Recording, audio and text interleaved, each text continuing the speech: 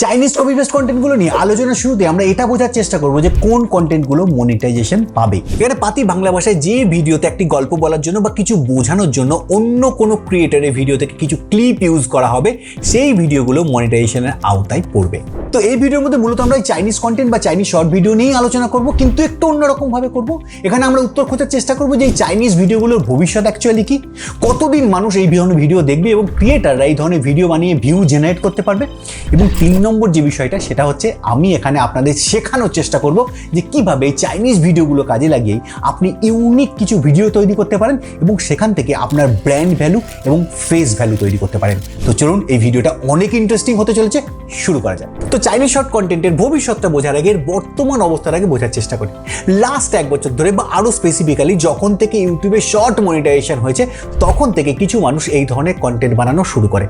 আর আমাদের মতো কিছু ক্রিয়েটার যারা ইউটিউবে টিপস রিলেটেড চ্যানেল চালায়, তারা এই ধরনের ভিডিওগুলোকে দেখে এটাকে ইউটিউব থেকে শর্টকাটে ইনকামের একটা রাস্তা বলে প্রচার করা শুরু করে। আর প্রচুর মানুষ এটাকে বিশ্বাস করে নেয় এবং তারা এখানে এসে ঝাঁপিয়ে পড়ে ইউটিউবে এই ধরনের কন্টেন্ট ক্রিয়েট করে শর্টকাটে প্রচুর টাকা ইনকাম করার জন্য। এখন প্রশ্ন হচ্ছে, এই কাজটা কি ততটাই সহজ যতটা সহজ করে ইউটিউবে প্রচার করা হচ্ছে? চলুন আপনাদের বরং এই চাইনিজ শর্ট ভিডিওর যে বাস্তব চিত্রটা সেটা দেখানোর চেষ্টা করি। আপনি ইউটিউবে এমন প্রচুর চ্যানেল পাবেন যারা সত্যি এই চাইনিজ ভিডিওগুলো আপলোড করে লক্ষ বা কোটি কোটি ভিউ জেনারেট করছে, কিন্তু তার থেকেও বেশি চ্যানেল পাবেন যারা এই ধরনের ভিডিও রোজ আপলোড তো করছে কিন্তু সেভাবে না ভিউ পাচ্ছে না তারা সাবস্ক্রাইবার গেইন করতে পারছে। এখন প্রশ্নটা হলো, কেন? ভিডিও তো একই, তাহলে ভিউ এর এত ডিফারেন্সটা আসছেটা কেন? অ্যাকচুয়ালি ভিডিওগুলোতে ভিউ আসে ক্রিয়েটারের অ্যাড করা স্টোরি বা তার এক্সট্রাঅর্ডিনারি ভয়েস ওভারের জন্য। ভয়েস ওভার যত সুন্দর হয় বা স্টোরি যত সুন্দর হয়, তার ভিউ তত বেশি আসে। তার মানেটা হলো এখানেও কিন্তু ভালো ভিউ আনতে গেলে ক্রিয়েটিভিটিটা দরকার। এখানে আরো একটা বিষয় আছে, যেহেতু সবাই একটাই অ্যাপ থেকে একই ভিডিও বারবার ডাউনলোড করে সেটার উপর ভয়েস ওভার করে ইউটিউবে আপলোড করছে, তাই মানুষের সামনে একই ভিডিও রিপিটেডলি আসছে।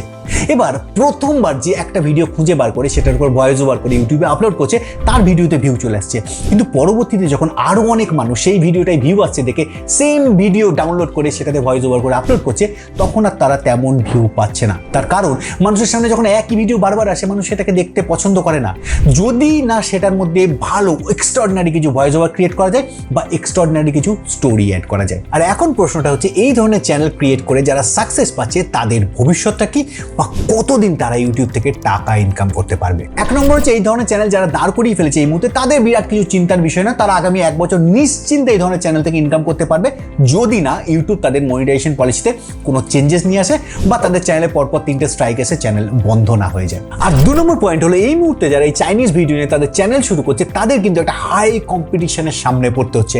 আর সেকেন্ডলি তাদের যেটা প্রবলেম ফেস করতে হচ্ছে সেটা হচ্ছে, বারবার একই ভিডিও ইউটিউবে ইউজ হচ্ছে বলে এই ধরনের চ্যানেল যারা এই মুহূর্তে বানাচ্ছে তাদের কিন্তু মনিটাইজেশন সবসময় অ্যাকসেপ্ট করা হচ্ছে না। রিউজ কন্টেন্টের আন্ডারে তাদের মনিটাইজেশন রিজেক্ট হয়ে যাচ্ছে। তবে এই ভিডিওর মধ্যে আমি আপনাদের এটার সলিউশন দেব।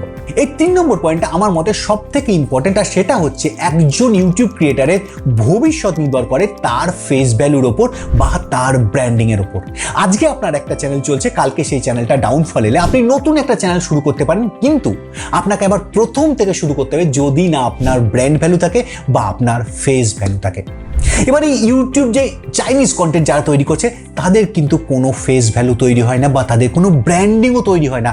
অনেক ফেসলেস চ্যানেলও কিন্তু তাদের ব্র্যান্ড ভ্যালু তৈরি করে, যেমন ডিকোডিং ওয়াইটি করছে, স্টেপ গ্রো করছে, এরকম প্রচুর চ্যানেল আছে তাদের ফেসলেস চ্যানেল, কিন্তু তবু তাদের একটা ব্র্যান্ড ভ্যালু আছে, কারণ তাদের ভিডিওগুলোর মধ্যে একটা ইউনিকনেস আছে।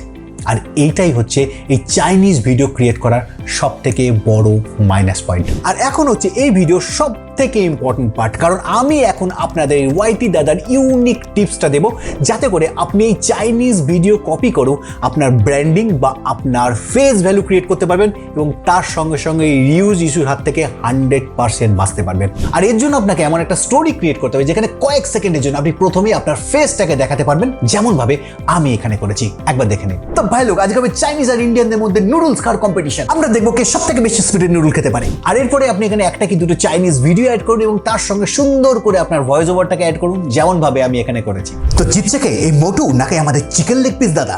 চল মোটু মোটু মোটু মোটু মোটু মোটু। আরে chicken leg piece, chicken leg piece, chicken leg piece, chicken leg piece. এতে আপনার ফেস ভ্যালু তৈরি হয়ে যাবে, লোকে আপনাকে চিনবে, আপনার ভিডিও অন্যদের থেকে আলাদা হবে এবং তার সঙ্গে সঙ্গে আপনি 100% রিউজ কন্টেন্ট ইস্যুর হাত থেকেও বাঁচবেন। তো এই ভিডিওটা যদি হেল্পফুল মনে হয় তাহলে লাইক করে চ্যানেলটাকে সাবস্ক্রাইব করবেন আরও এরকম হেল্পফুল ভিডিও দেখার জন্য। তো আজকের জন্য টাটা, দেখা হচ্ছে পরের ভিডিওতে।